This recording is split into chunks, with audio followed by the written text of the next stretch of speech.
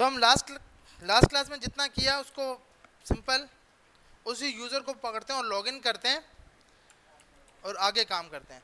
अच्छा, हमारा ईमेल है test45@gmail.com, पासवर्ड 123 सिंपल, हमने साइन इन किया। अच्छा, अब यहाँ पर क्या हो गया, हमारे पास एक यूज़र लॉगिन हो गया, उसका ईमेल भी आ गया और उसका नाम भी आ गया और उसका ईमेल भी आ गया, और यही फायरबेस डेटाबेस में उसका डेटा स्टोर है। अब इसी को मैं अगर किसी भी पेज पे ओपन करूंगा तो उसी पेज पर इसका ईमेल भी आ जाएगा। या लाइट्स ऑफ कर दें,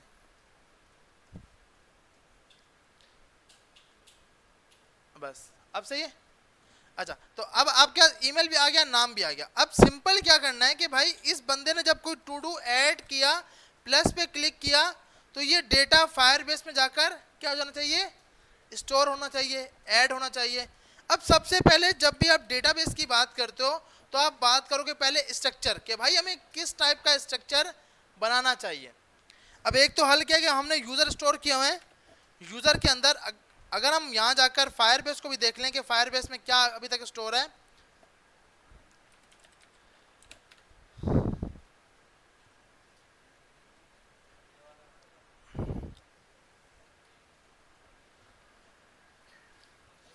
तो हमारे पास फायरबेस के अंदर सिर्फ और सिर्फ अभी तक यूजर्स का डेटा स्टोर है। इसमें से हमारे पास कौन सा प्रोजेक्ट था, ये रहा यूजर्स। अच्छा, हमें कैसे देखना है भाई हमारा कौन सा प्रोजेक्ट है, तो हमने एक फाइल के अंदर फायरबेस लगाई हुई है, यहाँ पे साफ साफ प्रोजेक्ट की आईडी लिखी हुई है कि भाई आपके प्रोजेक्ट की आईडी है फर्स्ट प्रोजेक्ट -B4, ये आपकी आईडी है। तो आप यहाँ जाओगे तो ये बिल्कुल वही की वही आईडी आपकी यूज हो रही है। तो यहाँ पे आपके जितने भी प्रोजेक्ट हैं आप इजीली चेक कर सकते हो कि आप किसकी बात कर रहे हो। अब यहाँ पर हमने यूजर्स का डेटा स्टोर कराया है, जिसके अंदर एज स्टोर कराई, ईमेल स्टोर कराया, पास नाम। अच्छा, ये नहीं स्टोर कराना चाहिए, पासवर्ड अभी हमने इसलिए करवाया ताकि यार हमें याद रहे कौन सा ईमेल पासवर्ड है, हम उससे लॉगिन कर सकें।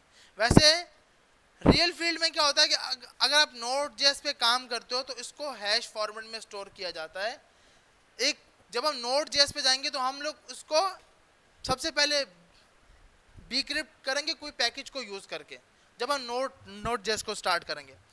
लेकिन अभी क्या होता है, अभी हमने डायरेक्ट इसलिए स्टोर करवाया हुआ है कि हमें याद रहे कि यार इस यूजर का पासवर्ड क्या था, ताकि हम उससे ही लॉगिन कर सकें, लेकिन ये स्टोर नहीं करना चाहिए। अच्छा, अब ये यूजर आईडी, अब हमारे पास यूजर्स के अंदर ना डेटा पड़ा हुआ है और उसके अंदर मल्टीपल यूजर है, यूजर 1, यूजर 2।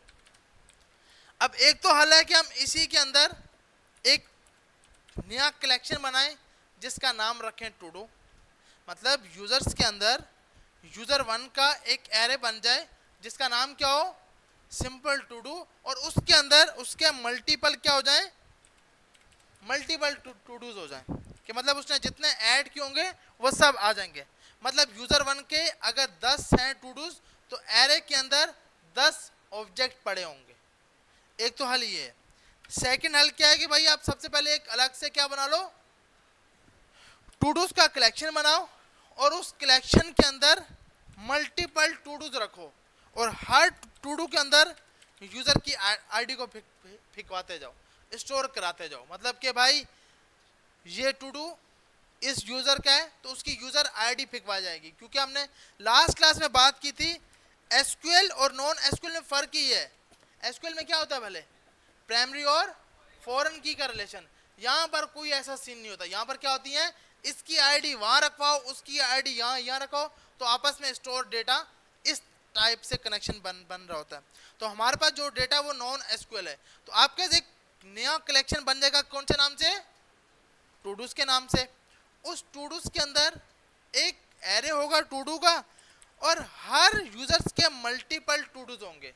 मतलब अगर एक बंदा है उसने 10 बनाए तो इस टू डू के अंदर 10 ऑब्जेक्ट बन गए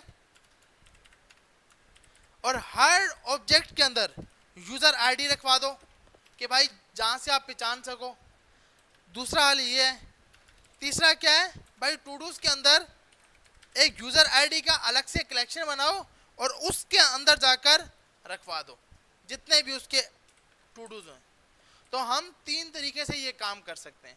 एक, यूजर के रेफरेंस के अंदर एक नई की बनाओ जिसका नाम क्या रखा जाए, टू डू, और टू डूज में मल्टीपल टू डूज डाले जाएं। मतलब अगर नाम उसका असद है तो असद ने जितने टू डूज डाले हैं वो सब के सब एक ही टू डूज की एरे की के अंदर स्टोर हो रहे हो और उसमें मल्टीपल टू डूज हो। दूसरा हल क्या है कि भाई आप अलग से एक सिंपल टू डूज का कलेक्शन बनाओ और हर कलेक्शन के अंदर कोई यूजर आईडी नहीं, अलग से एक ऑब्जेक्ट, मतलब अगर 10 असद ने किए हैं तो 10 असद के, 2 अली के, 5, मतलब यूं करके स्टोर कराते जाओ मल्टीपल ऑब्जेक्ट्स। और ऑब्जेक्ट को पहचानने के लिए यूजर आईडी की ब्याह पे हम जान लेंगे कि किसके कौन से, मतलब जब वो यूजर लॉगिन होगा तो यूजर आईडी तो आएगी, उस आईडी से आप ये पहचान लोगे कि असद के कौन से हैं, अली के कौन से हैं, उमर के कौन से हैं। आ रही समझ। तीसरा हल क्या है, सबसे इजी, कि आप डूडूस का कलेक्शन बनाओ और उस कलेक्शन के अंदर यूजर की आईडी फिकवा दो, यूजर की आईडी को क्या कर दो, फिकवा दो और उसमें मल्टीपल ऑब्जेक्ट डाल दो। मतलब ये असद के लिए हो गया, इसी तरह अली के लिए, इसी तरह उमर के लिए। तो असद की आईडी अलग से, उमर की आईडी अलग से और साकिब की आईडी अलग से, मतलब 3 अलग अलग यूआईडीज। और ये यूआईडी हमें कहां पे मिलेंगी, कौन कौन देता है यूआईडी, ऑथ से। जैसे यूजर लॉगिन हुआ था, साइन अप किया था, तो ऑथ में एक आईडी जनरेट होगी थी, वो आईडी उठा के आप इसको दे दोगे। आ रही है समझ के मतलब। तो सबसे इजी, ये मुश्किल इसलिए कि कल अगर मुझे यूजर्स का किसी एक टू डू को चेक करना है तो मैं फंस जाऊंगा, क्योंकि यहाँ पर डेटा चेक करना बहुत मुश्किल है। आप देख रहे हो यहाँ पर डेटा, अब इसमें एक नई की बनाई जाए टू डू और उसमें डाला जाए, तो सबसे आसान कौन सा है, सबसे लास्ट वाला। तो बैकएंड वाले वैसे ही बेचारों के सर खाली होते हैं, वो इजीली सोचते हैं कि सबसे आसान तरीका कौन सा है। अब क्योंकि हम फ्रंट एंड भी हम ही कर रहे हैं, बैक एंड भी हम ही कर रहे हैं, तो हमें खुद ही सोचना है। तो हम क्या, कौन सा सिलेक्ट कर रहे हैं, हम ये सिलेक्ट कर रहे हैं थर्ड वाला, कि भाई आप एक टू डूज का कनेक्शन बनाओगे और उस टू डूज के अंदर ऑथ की आईडी रखवाओगे, हर ऑथ के आईडी में मल्टीपल ऑब्जेक्ट पड़े होंगे। आ रही है समझ सबको। अच्छा, अब हम यहां पे आते हैं मेन पेज पर, जहां पे हम ऐड टू डू कर रहे हैं। जब हमारे पास ऐड टू डू होता है, अच्छा ये हमने आईडीज क्यों की हुई है, इस पे ऑन क्लिक भी तो कर सकते हैं, इस पे हमने आईडीज क्यों लगाई हैं,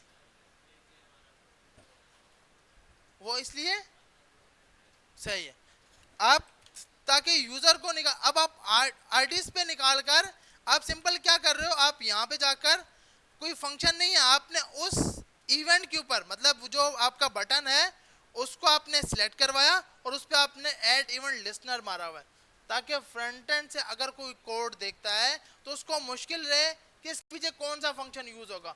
ऑन क्लिक में तो इजीली पहचान लेगा कि भाई इस पे ये काम हो रहा है। तो इसलिए हम इस चीज से बचने के लिए direct add event listener use कर रहे होते हैं। अच्छा, अब ये हमारे पास पूरा डेटा बन रहा है और यहाँ पर जाके एडिट होता है, ये सब कुछ हमारे पास क्रिएट होता है। इसी के अंदर हमें एक बनाना है ऐड फायरबेस के नाम से, ऐड फायरबेस आइटम के नाम से हम एक क्या बना लेंगे, फंक्शन बना लेते हैं।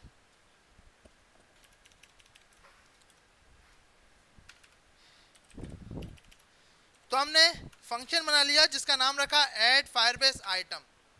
अच्छा, अब इसमें से क्योंकि हमने हर चीज पहले से निकाली हुई है तो हमें सिर्फ क्या चाहिए, इनपुट की वैल्यू। हम यहां से भी निकाल सकते हैं और जो इनपुट है डायरेक्ट भी लिख सकते हैं।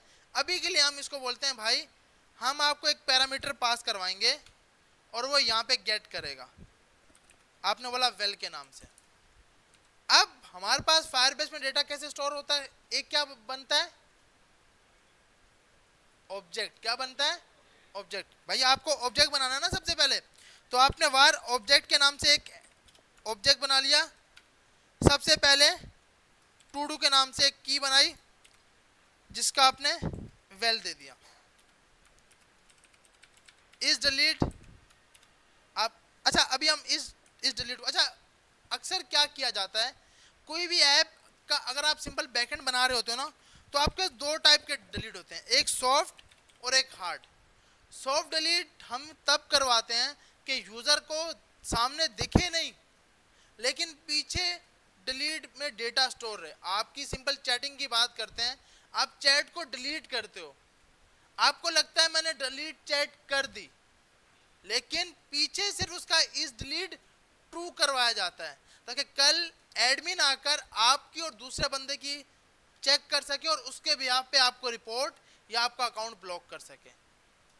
आ रही है समझ के मतलब, हमें लगता है कि भाई वो जो मैंने व्हाट्सएप पे उसको मैसेज किया था ना, वो डिलीट हो गया, उसके पास से भी मेरे पास से भी ऐसा है, उसके पास ही डिलीट हो गया मेरे पास से, लेकिन उस डिलीट को आप क्या बोलते हो, सॉफ्ट डिलीट, कि सिर्फ उसमें एक इस डिलीट की पास करवाई जाती है, जिसकी बाय डिफॉल्ट वैल्यू होती है फॉल्स।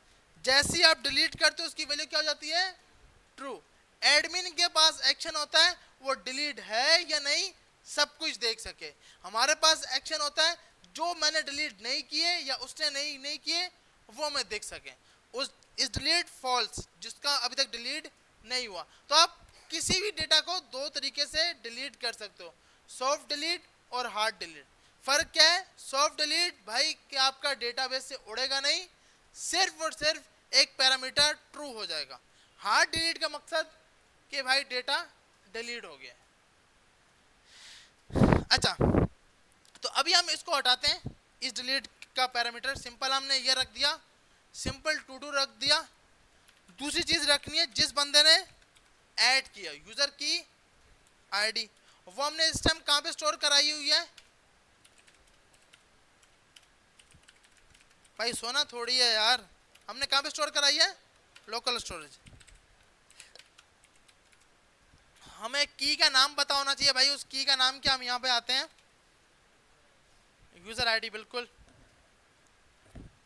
सिर्फ हम इसलिए चेक कर रहे हैं, पीछे आवाम बेचारी सो रही है ना, उसको समझ नहीं आ रही कि क्या चल रहा है, तो एक बार वो भी देख ले कहाँ स्टोर है। तो ये रही यूजर आईडी, जब हमारा यूजर लॉगिन होता है उसी टाइम हम इसको स्टोर करा देते हैं। तो हमने बोला भाई लोकल स्टोरेज से क्या उठा लो, यूजर की आईडी उठा लो, तो हमारे पास आ गया local storage dot gate item, user की आईडी उठा लो, जो यूजर की आईडी आई है वो यहाँ पे स्टोर करा दो। तो ये तो एक बन गया ऑब्जेक्ट, लेकिन हमारी रिक्वायरमेंट क्या है, हमारी रिक्वायरमेंट ये है कि टू डूज का कलेक्शन होगा और उस कलेक्शन में एक आईडी होगी यूजर की आईडी, और उसके अंदर जाके स्टोर कराओगे। तो आपने बोला अवेट, अवेट क्यों लगाते हैं,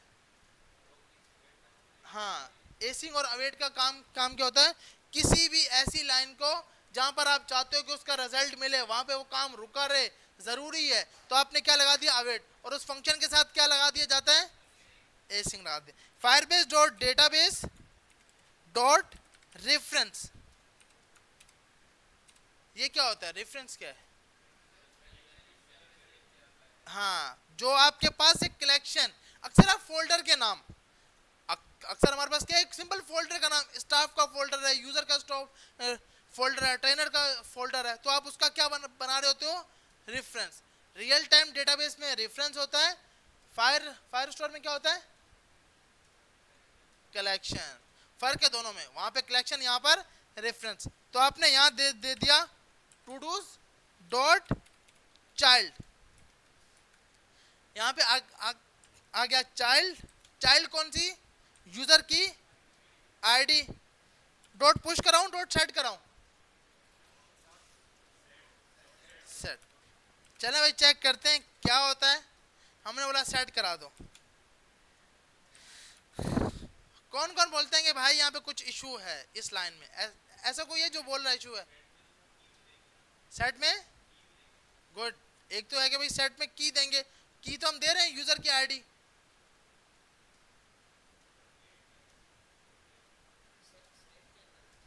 सेट के अंदर, तो सेट देखो, अब हम यहाँ पे आते हैं, हाँ देखो अब मतलब मैं इसकी कोई मतलब यहाँ पे क्या कर रहा हूँ।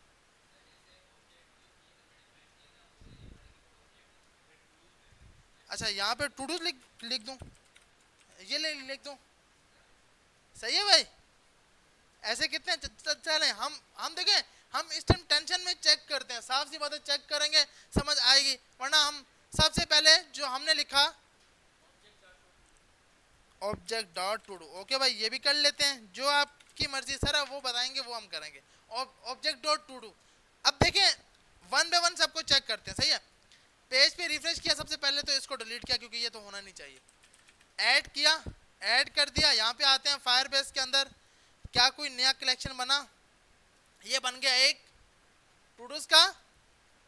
टूडूज में इसने तो नई कहानी सुना दी, इसने बोला भाई ये देखो ये हमारे पास सिंपल ये इसने डाला हुआ है। अब ये क्या है, ये क्यों हुआ है सीन, भैया आप ऊपर वैल्यू क्या करा चुके हो, खाली, तो उसमें कैसे होगा, खाली कराने से पहले पहले डालो ना यार, ऐसे ही है भाई। भाई वैल्यू तो बाद में खाली होनी चाहिए ना। तो आपने बोला अच्छा भाई ऐसा कर लेते हैं, यहाँ पे फिर खाली भी मत कराओ क्योंकि आप मेन काम है यहाँ पर, तो आप ऐसा करो जब ये ऐड हो जाए ना उसके बाद जाके खाली कराओ, ऐसे ही है भाई, ताकि पहले ऐड हो उसके बाद खाली हो। चलें भाई अब हम दोबारा से फायरबेस पे आते हैं, उसको डिलीट करते हैं, यहाँ पे आते हैं, चलें सही है भाई, नमाज के बाद फिर यहाँ से स्टार्ट करते हैं।